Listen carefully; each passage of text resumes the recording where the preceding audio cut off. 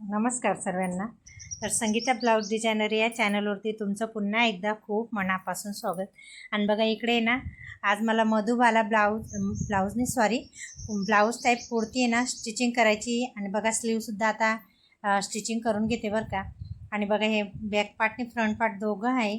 तर इकडे ना मी आता फ्रंट पार्ट जोडून घेते. पुढे छान असा गोल गळा घेतला आहे आणि लेस लावून मला मधुबाला ब्लाऊजचं म्हणजे शेप द्यायचा आहे बरं का. असं कटिंग वगैरे नाही केली मी मधुबाला ब्लाऊजची, फक्त लेस लावून त्याचा शेप दिलेला आहे. बघू शकता. पुढे कप्स अटॅच करायचे. आणि बघा आता आहे ना डबल अस्तर लावून स्टिच करून घेते. आणि आता कप्सचे माप घेते. इथं 1 टक्स घेतला आहे आणि त्याच्यामध्ये ना कप्स अटॅच करायचे. तर बघा मी कप्स लावण्यासाठी मी माप घेतलं. 4.5 इंच अंतरावरती कप लावणार आहे बरं का. आता टक्स घेते, बघून घेते पहिले तर किती अंतरावरती व्यवस्थित असं सेट होतं आहे. तर बघा असं छान तुम्हीसुद्धा करू शकता बरं का. तुम्हाला जर स्टिचिंगची आवड असेल तर नक्की तुम्हाला येईल. आणि बघा छान असे टक्स घेतले आणि आता कपसुद्धा अटॅच करून घेते. तर कप्स आता अटॅच करून घेतले आणि परत याला आहे ना एक अस्तरसुद्धा लावायचं आहे बरं का. धागे दोरे जे असतात ते व्यवस्थित कट करून घ्यायचे. आणि बघा परत एक अस्तर लावायचं आहे, जेणेकरून आहे ना कप्समध्ये व्यवस्थित राहतील आणि बाहेर असं दिसणार नाही जास्त करून. त्याच्यामुळे डबल अस्तर कप्स ब्लाऊज असो या फ्रॉक कुर्ती काही पण शिवा तुम्ही, डबल अस्तर पाहिजेच कप्सला. आणि बघा छान असा इथं आहे ना आता उलटवून घ्यायचं आहे मला गळ्याला. त्याच्यामुळे ना वरून शिधावरती शिधं ठेवलं आहे बरं का. आणि आता बघा गळा कट करून घेते गोल. आणि छान असं थोडा क्रॉस कैची मारून घ्यायची. तर बघा छान असे मस्त कप्स बाहेर काढले, व्यवस्थित आतमध्ये घेतले आणि ना गळ्याला एक व्यवस्थित शिलाई करून घेतली, कवर शिलाई. आणि बघा छान असं लुकसुद्धा आला आहे बरं का. आणि मला लेस बघा कस्टमरनेच आणून दिली आहे. सर्व काही कप्स अस्तर लेस सर्व काही त्यांनीच आणून दिलं आहे. आणि आता आहे ना थोडंसं गोलगड्याला पुढे ना मी लेस लावून घेतली, जेणेकरून आहे ना आपल्याला मधुबाला ब्लाऊजचा शेप द्यायचा आहे त्या इथं छान असा. बघू शकता तुम्ही. आता थोडंसं ना पुढे गोलगड्याला लावून घेतलं, कारण कसं नंतर मग स्टिचिंग करतो ना तेव्हा ते नंतर करता नाही येत. बघा आता असं व्यवस्थित मी बघते तर कसं येतं आहे असं. आणि त्याच्यावरती ना मी चॉक फिरवून घेतला बरं का, कारण कसं चॉकवरती एक म्हणजे लाईनमध्ये येतं सर्व काही, इकडे तिकडे लेस नाही होत. बघू शकता तुम्ही. आणि आता आहे ना असं अंदाजानेच करते बरं का मी. काही ब्लाऊज कुर्ती आहे म्हणजे घागऱ्यावरती घालायची त्यांना, लग्न हे त्यांच्या घरात त्याच्यामुळे. आणि आता छान असं मधुबालाचा शेप देऊन देते बरं का. बघू शकता इतकं सुंदर झाला होता त्या पोरगीला, खरंच खूप आवडला बरं का त्यांना. मला शिलाईसुद्धा 500 रुपये देऊन गेले. ते एकदम खुशीने देऊन गेले. असं काही म्हटलंसुद्धा नाही की एवढी शिलाई घेतली असं. आणि खरंच खूप सुंदर, मलासुद्धा इतका आनंद झाला होता ना. बघू शकता.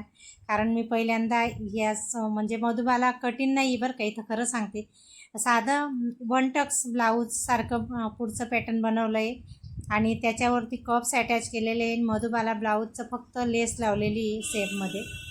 बघू शकता. आता ते फ्रंट पार्ट रेडी झालेलं आहे आणि आता बॅक पार्टसुद्धा रेडी करून घेते. त्या बॅक पार्टलासुद्धा आहे ना मागे गळा आहे ना उलटवून घेतला आहे, दोरी लावायची छान अशी. आणि मागेसुद्धा खूप सुंदर झालं होतं बरं का. सकाळी घ्यायला आल्या ना त्या वेअर करून बघितलं त्या पोरगीने, खरंच खूप सुंदर. मी तुम्हाला आहे ना शेवटी फोटोसुद्धा मी अपलोड केलेला आहे, मागचा आणि पुढचा भागचा. मी त्यांच्याकडनं म्हटलं की मला एक फोटो काढू द्या. तर ठीक आहे म्हटलं. तर मी माझ्या व्हिडिओच्या शेवटी ना फोटोसुद्धा लावलेला आहे बरं का या पूर्ण कुर्ती वेअर करून झाल्यावर. बघा आता बॅक पार्ट आणि फ्रंट पार्ट दोघे छान असे रेडी झालेले आहे.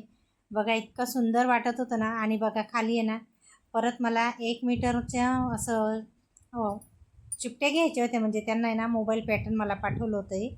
तर लेस लावायची होती खाली आणि लेसवरनं आहे ना मध्ये 1 कट येतो ना बरोबर मधोमध, तसं मला 1 कटचा हे शॉर्ट कुर्तीसारखं ब्लाऊज म्हणा की कुर्ती म्हणा, आता तसं मला त्यांनी सांगितलं होतं. ते घागऱ्यावरती वेअर करणार होते. आणि बघा इकडे ना आता मी छान छोट्या छोट्या प्लेट घ्यायच्या आहे. 5-6 प्लेट घेतल्या असतील बरं का अर्ध्यामध्ये. आणि परत अर्ध्यामध्ये कमरेच्या मधोमध 4-5 प्लेट अशा दोघं साईडला मी घेतल्या आहे. आणि मागच्या साईडलासुद्धा तशा सेम प्लेट घेतल्या आहे. तर खूप सुंदर झालं होतं बरं का. ब्लाऊज नाही म्हणता येणार, कुर्तीच म्हणणार. आता मला पण माहीत नाही, मला आहे ना मोबाईल पॅटर्न पाठवलं होतं. आता कुर्ती म्हणू की ब्लाऊज म्हणू, फक्त मला सांगितलं की या पद्धतीने तू बनवू शकशील का? मी हो सांगितलं, मला येतं त्याच्यामुळे मी पण, आणि खरंच खूप छान झालं होतं बरं का. पहिल्यांदाच मी ट्राय केलं. आणि डिझाईन म्हटलं ना, आता बघा एक साईडला आलं ना, आता अर्ध्यामधून आहे ना परत तशाच त्याच पद्धतीने लेस लावायची. लेस पण काय साधीच आहे बरं का, एकदम शिती शिलाई घेतली. आणि बघा इथून आता परत इकडनं हे दुसरा पार्ट आहे, तर सेम त्याच पद्धतीने लावून घ्यायची. बघू शकता, याला वन कट म्हणता. पुढे आहे ना एक कट आहे मधोमध बरोबर. तर छान अशा या पद्धतीने मी आहे ना दोघी साईडला छोटासा असा घेर आला आहे नॉर्मल असा मस्त. आणि मला आहे ना 1.5 मीटर कपडा आणून दिला होता त्यांनी, आणि अस्तर 1 मीटर आणून दिलं होतं. अस्तर तर काही एवढं लागलं नाही, पण कपडा एकदम बरोबर झाला बरं का, कटोकट झालेला आहे. कारण त्या चिपट्या घेतो ना आपण प्लेट, त्याच्यामध्ये खूप कपडा जातो बरं का. तर खूप छान असं सुंदर मी स्टिचिंग केलं होतं. बघू शकता बघा, हे वन कट झालं आता. आणि हा फ्रंट पार्ट आहे ना पूर्ण रेडी झालेला आहे. आणि आता आहे ना इकडे कवर शिलाईसुद्धा करून घेते बरं का, कारण आहे ना कपडा इकडे तिकडे नाही होत, आणि त्याच्यामुळे बघू शकता तुम्ही. आणि ना प्लेटसुद्धा छान बसता कवर शिलाई केल्यानंतर. तर बघा, हा फ्रंट पार्ट पूर्ण रेडी झालेला आहे. मधुबाला ब्लाऊजसारखं मी कटिंग नाही केली अजून, पण तुम्हाला सांगते बरं का, तुमच्यासमोर स्टिचिंग केली. कटिंग मधुबाला ब्लाऊजची कटिंग नाही आहे, फक्त साधं आपण जसं वन टक्स ब्लाऊज म्हणा की फ्रॉक म्हणा तसंच कटिंग केलेलं आहे बरं का, फक्त लेस त्याला तशी लावलेली. आणि बघा इकडे ना छान असं बॅक पार्ट घेतलं, आणि त्यालासुद्धा छोटे छोटे प्लेट मी जेवढ्या ॲडजस्ट झाल्या ना कपड्यामध्ये कमरेच्या फिटिंगला तेवढ्या घेतल्या बरं का.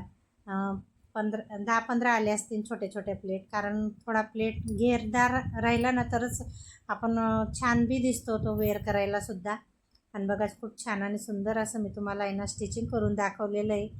तर माझ्याकडे ना ब्लाऊजं खूप येतं असं आहे ना.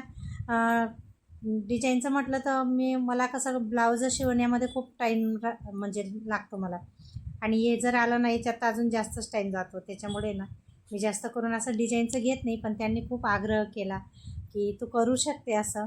तर म्हटलं चला ठीक आहे, कधीतरी आपल्याला बी नवीन बनवायला खूप आवड येते बरं का. मला नवीन करायला असं स्टिचिंग करायला जर आलं ना तर खरंच खूप मनाला असं वाटतं की खरंच खूप छान आहे असं.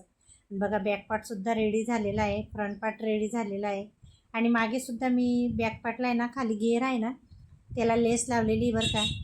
मला असं वाटलं की लेस संपली म्हटलं, तर नंतर बघितली तर लेस होती. मग नंतर मी परत मागच्या साईडला जो घेर आहे ना त्यालासुद्धा लेस लावली बरं का. आणि बघा आता स्लीव जोडून घेते छान असे ना, फिटिंगसुद्धा करून घेतली.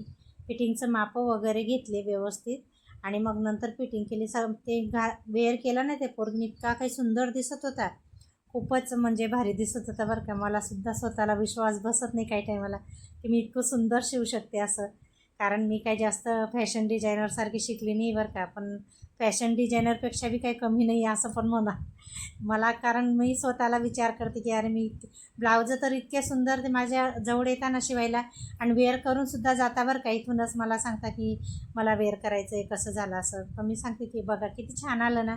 बॅक पार्टने फ्रंट पार्ट मी तुम्हाला दोघं दाखवलेले, बघू शकता खूप छान आणि सुंदर झालेलं आहे. तर चला, आजचा व्हिडिओ कसा वाटला